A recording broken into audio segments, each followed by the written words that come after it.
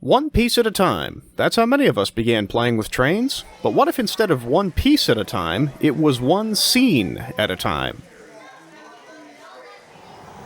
We're paying a visit to the Fairfax Station Railroad Museum in Fairfax Station, Virginia, and this is a T-Trak layout made up of 23 dioramas, or modules, created by members of Northern Virginia NTRAK.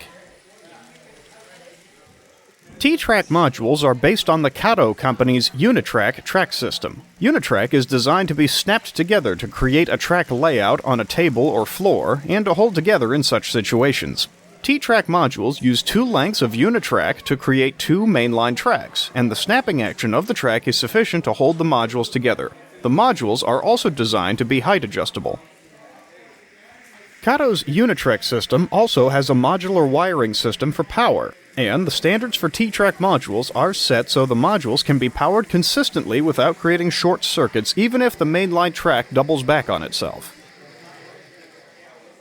What each module represents is truly up to its builder. Some people like to build modules that represent actual locations. Some like to build modules that capture the general feel of an area but don't represent a specific location. Some people just like to make an idyllic scene, and others still just let their imagination run wild.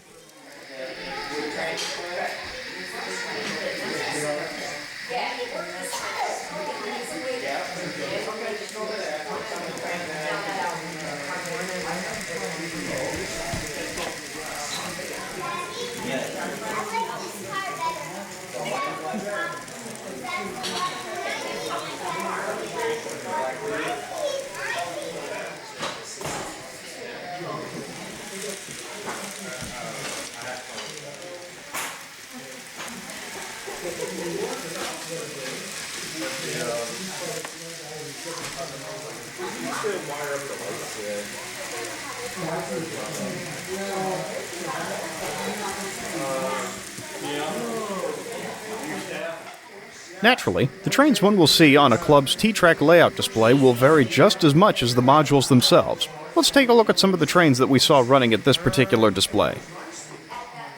First up, here is a Model Power 440 in New York Central paint leading a short passenger train fitting for the late 1890s.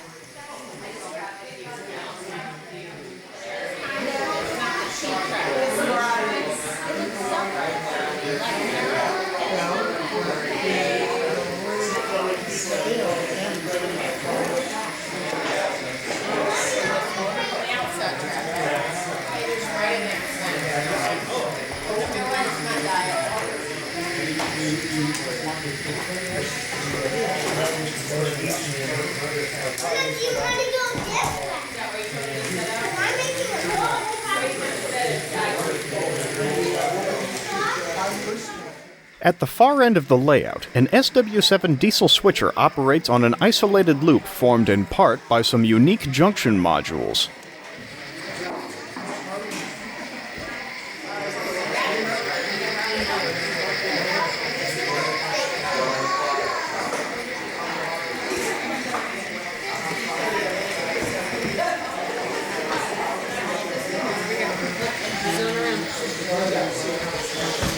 Even have teeny tiny little cows in their models. Isn't that funny?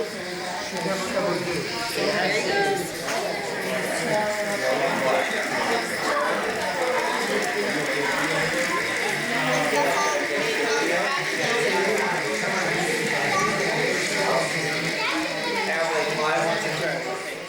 A Cato Milwaukee Road Hiawatha passenger set is led around the main line by an F unit.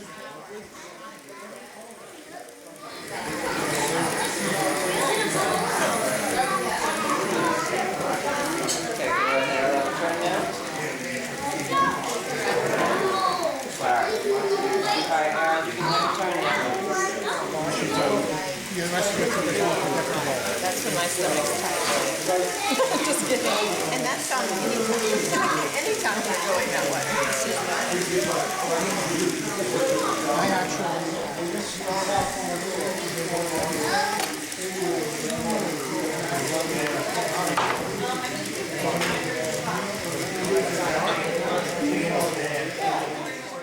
A former Lehigh Valley, now Conrail, Alco FA leads a freight train with an unwelcome guest on board.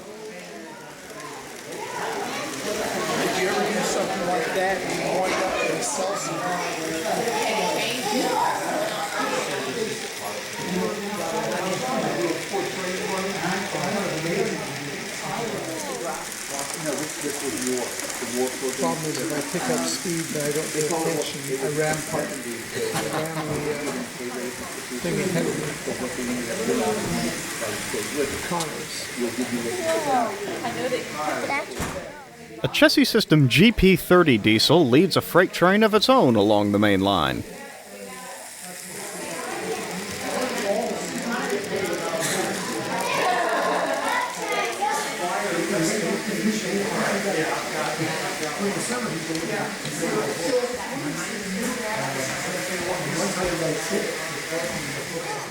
As the SW7 continues to make its rounds, a Southern Railway Pacific-type steam locomotive lettered for the Crescent Limited passes by pulling both freight and passenger trains, while in reality the locomotives lettered for the Crescent Limited seldom, if ever, pulled freight trains. In the world of model railroading, all is fair game.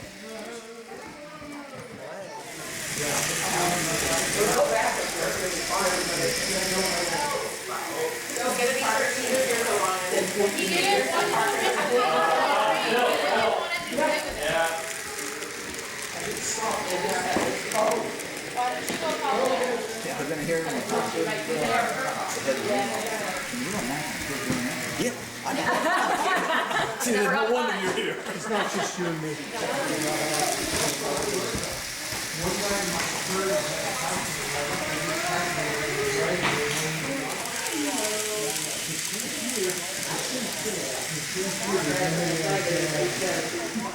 Finally, we will see two Amtrak trains, one powered by a P-42 diesel running the entire main line, and the other powered by an ACS-64 electric locomotive running on an isolated loop through the yard. And there's a barbecue on Saturday evening. Well, we get a lot of families coming out because compared to the big modules, these are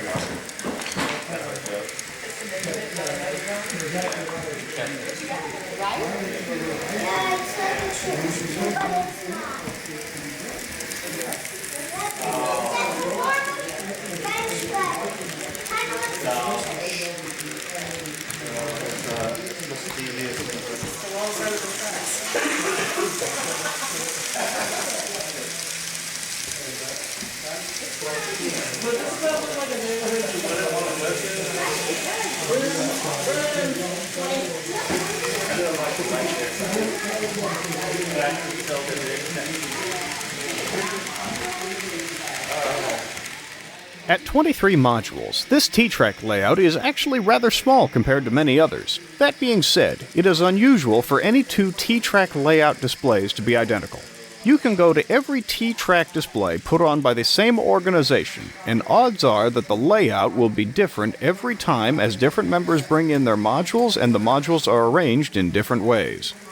If you would like to visit a T-Trak display yourself, I would suggest seeing if there's a modular model railroading organization near you and paying them a visit. They will be glad to show you what model railroading looks like when you take it on, as Johnny Cash said, one piece at a time.